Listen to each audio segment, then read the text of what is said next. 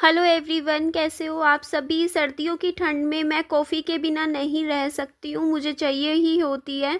और इधर मम्मी के लिए बना रही थी मैं चाय। वो आए हुए थे, एक्चुअली उनको कुछ अपने सर्दियों के गर्म कपड़े लेने थे, यहाँ रखे हुए थे।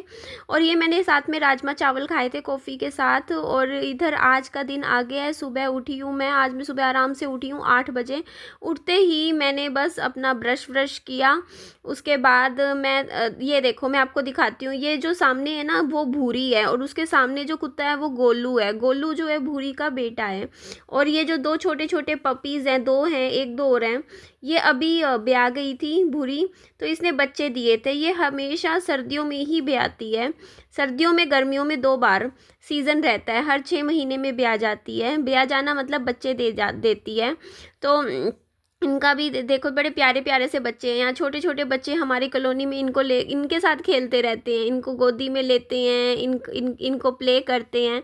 तो इन्हें बहुत ही अच्छा लगता है। और मैंने 2025 में अपने कुछ विज़न गोल बनाए थे, जिसमें मेरा सबसे पहला गोल था इम्पोर्टेंट, कि नो शॉपिंग फॉर 365 डेज़। तो आप लोग देख सकते हो 16-17 दिन निकल चुके हैं जनवरी महीने के। 18 जनवरी है आज।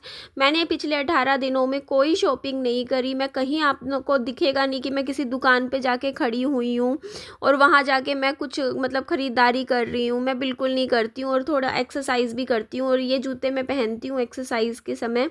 ये मेरे गीले हो गए थे, उस दिन कपड़े धो रही थी तो सारे भीग गए थे, तो मैंने सूखने रखे थे। और ये संतरे ख़राब हो गए थे, आधे मैंने फेंक दिए थे कुछ। और ये देखो, जो ख़राब हो गए थे वो मैं इसमें डस्टबिन में फेंक देती हूँ। ये इसमें आगे से मैं नहीं लाया करूँगी इकट्ठा सामान। लाऊंगी भी तो 2-3 जने मिल के लाया करूँगी। जैसे मान लो अगर मैं 10 किलो का ला रही हूँ तो 3-3 किलो सब में बट जाए।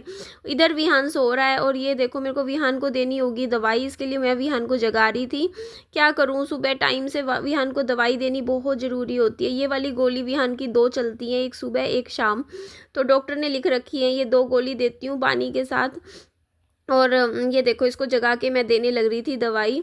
और डॉक्टर से मैंने पूछ रखा है, डॉक्टर ने बोला हुआ है कि ज़रूरी नहीं है कि मतलब कुछ खाने के बाद ये दवाई देनी पड़े, खाली पेट भी दे सकते हो। क्योंकि मैंने यही बात बताई थी डॉक्टर को कि मेरा बेटा उठता ही नहीं है सुबह सुबह, मैं और ना कुछ खाता उस टाइम, तो फिर मैं कैसे दूँ सुबह सुबह दवाई। तो बोलते सुबह दे दिया करो वैसे दवाई वैसे भी। तो अभी ये सो रहा है विहान, तो बस जगा के बस पानी के साथ दवाई दी। और यहाँ मैं अपना वज़न चेक कर रही थी।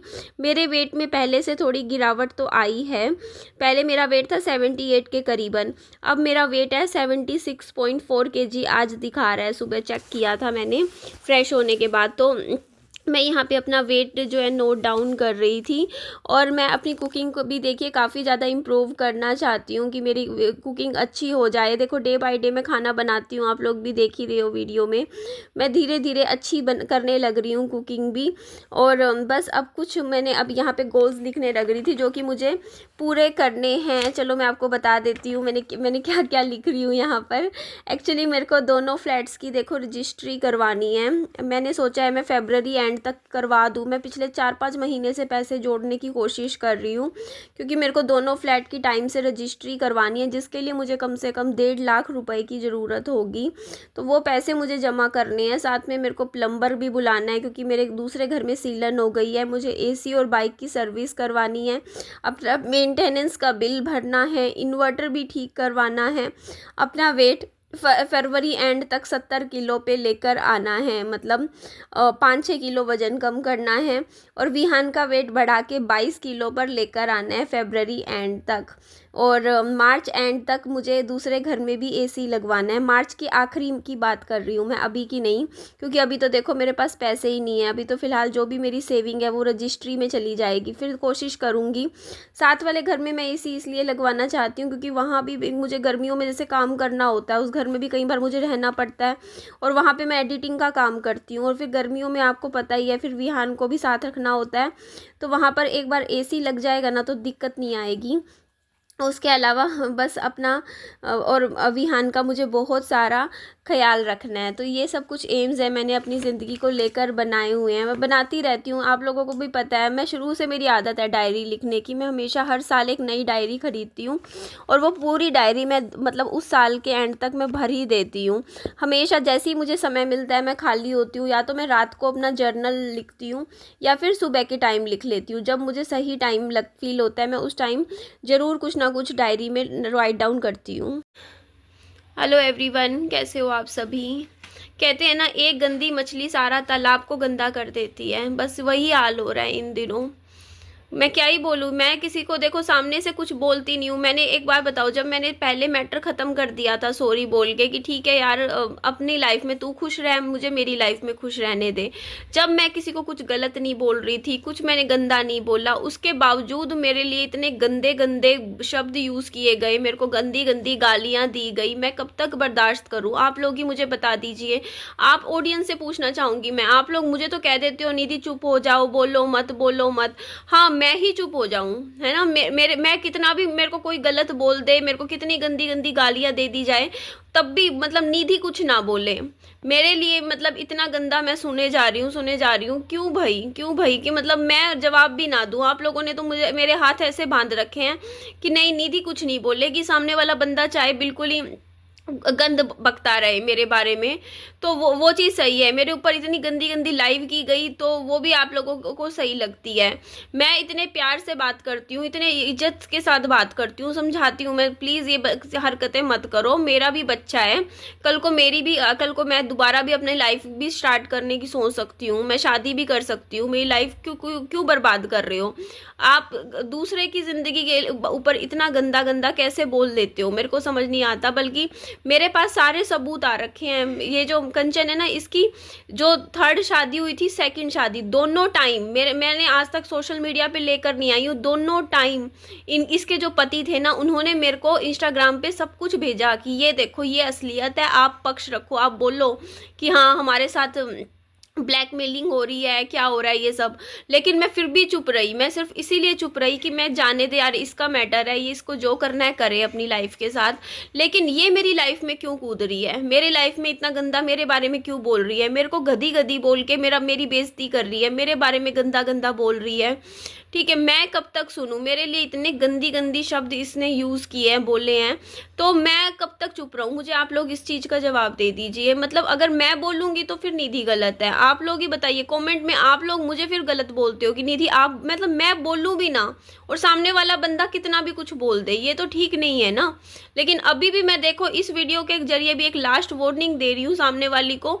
अगर सामने वाली रुक जाएगी, मेरे बारे में बकवास नहीं करेगी, अब यहीं पे रुक जाए बढ़िया है, अदरवाइज फिर मैं जो भी मेरे पास है सारा कुछ लेकर आऊँगी। मैं सब कुछ है मेरे पास, ये मत सोचियो कि मेरे पास नहीं है। सब कुछ चीज़ें हैं, जितनी दूसरों के पास नहीं होगी, चैनल्स वालों के पास, उससे ज़्यादा कहीं मेरे पास है। क्योंकि कल को कोई भी बात होती है ना, कुछ भी मैटर होता है, तो जो भी मतलब नॉर्मल जो बंदे होते हैं ना, जो यूट्यूब पे नहीं होते हैं, वो बड़े यूट्यूबर्स को कॉन्टैक्ट करने की कोशिश करते हैं, जिनकी सब्सक्राइबर्स ज़्यादा होते हैं, ताकि बात ज़्यादा लोगों तक पहुँचे। लेकिन फिर भी मैंने सोचा कि चल जाने दे, मैं इसमें मतलब मैटर में किसी के बारे में कुछ क्यों ही बोलूँगी। हाँ बेटू, एसी चला तो बेटा अभी एसी के दिन नहीं आए ना बेटू, एसी गर्मियों में चलाते हैं, अभी नहीं चलाते। रोना नहीं बेटा, रोना नहीं है, ठीक है बेटू। आपको हंस के दिखा, हंस के मैंने आप लोगों को पहले ही बोला था, देखिए कि ना मेरी अभी तबीयत ठीक नहीं रहती। रुक जा बेटा, अभी फ़ोन मत चला, मैं एक बार वीडियो में आवाज़ दे दूँ, उसके बाद चला लेना, ठीक है। मेरी तबीयत ठीक नहीं रहती है, मेरी ये चीज़ दर्द करती है, मेरे उंगलियां इतनी दर्द करती है। मैं सोशल मीडिया की वजह से टेंशन ले के ना मेरी उंगलियां में दर्द रहने लग गया, क्योंकि मेरे से बर्दाश्त नहीं होता। देखो मेरे बारे में जब गंदा बोला जाता है, मेरे को गालियां दी जाती है, तो मेरा खून खोलता है, मेरा भी दिल करता है कि मैं भी बदले में गालियां दूं, मैं भी सुना दूं सामने वाले बंदे को। लेकिन मेरे हाथ बंधे हुए हैं, यूट्यूब ने मेरे हाथ बांध रखे हैं। क्योंकि हमारे यूट्यूब में क्या होता है ना, गाइडलाइंस होती हैं कि हाँ आप किसी को गाली नहीं दे सकते हो। तो वो चीज़ मेरे को यूट्यूब के जो नियम होते हैं, गाइडलाइंस होती हैं, उनका पालन करना पड़ता है, जिसकी वजह से मैं कुछ भी नहीं बोल सकती। और वैसे मैं देना भी नहीं चाहती हूँ, मुझे नहीं अच्छा लगता। देखो मैं तो सामने एक बंदी को गाली दूंगी, लेकिन उस बंदी के साथ आप सोचो पूरी दुनिया मेरे मुंह से कुछ भी गलत सुनेगी, तो लोग ये नहीं देखेंगे कि हाँ भाई सामने वाली ने गलत बोला, तब निधि ने लट के जवाब दिया। लोग ये सोचेंगे कि हाय निधि तो गाली देती है, निधि की तो जुबान ऐसी है, ये है, खराब है। और मेरे से देखो इतनी गंदी मर्दों वाली गाली तो देखो मुझसे दी भी नहीं जाती है, मेरे मुंह से नहीं निकलती इतनी गंदी वाली गाली। मैं तो बस 2-3 जो सिंपल छोटी मोटी गाली होती है ना, जो मतलब हमारी नॉर्मल भाषा में हम दे देते हैं, बस वो ही गाली आती है मुझे, बस वही वाली। उसके अलावा मुझे नहीं आती है भाई। मैं आप बताओ ऐसे लोगों के मैं मुंह कैसे लगूं जिनकी इतनी जुबान चलती है। मैं परेशान हो रखी हूँ बहुत ही ज़्यादा। इन लोगों ने मेरे को इतना ज़्यादा परेशान कर रखा है ना, मेरा जीना हराम कर रखा है, सच बता रही हूँ। और अब मैं चुप नहीं बैठूंगी, अब मैं पॉइंट टू पॉइंट मैं भी बात रखूंगी, और मुझे ज़रूरत पड़ी ना तो मैं लेकर भी आऊँगी। अब सारा मैटर मैं लेकर आऊँगी। अभी भी कह रही हूँ, देखो फिर कल को आप लोगों से कहती हूँ सब्सक्राइबर से कि मुझे गलत मत कहना। अगर सामने वाली अभी भी चुप होके बैठ जाएगी, मैं चुप हो जाऊंगी, मैं कुछ नहीं वीडियो बनाऊंगी, मैं यहीं स्टॉप हो जाऊंगी। लेकिन अगर अब दोबारा मेरे पे आई, मेरे बारे में बकवास करी, उसके बाद देखो मैं फिर क्या क्या चीज़ें सोशल मीडिया पे लेके आऊँगी। Thank you. वीडियो का एंड करती हूँ। अच्छी लगे लाइक कीजिएगा, चैनल को सब्सक्राइब जरूर कीजिएगा। Bye bye, thank you.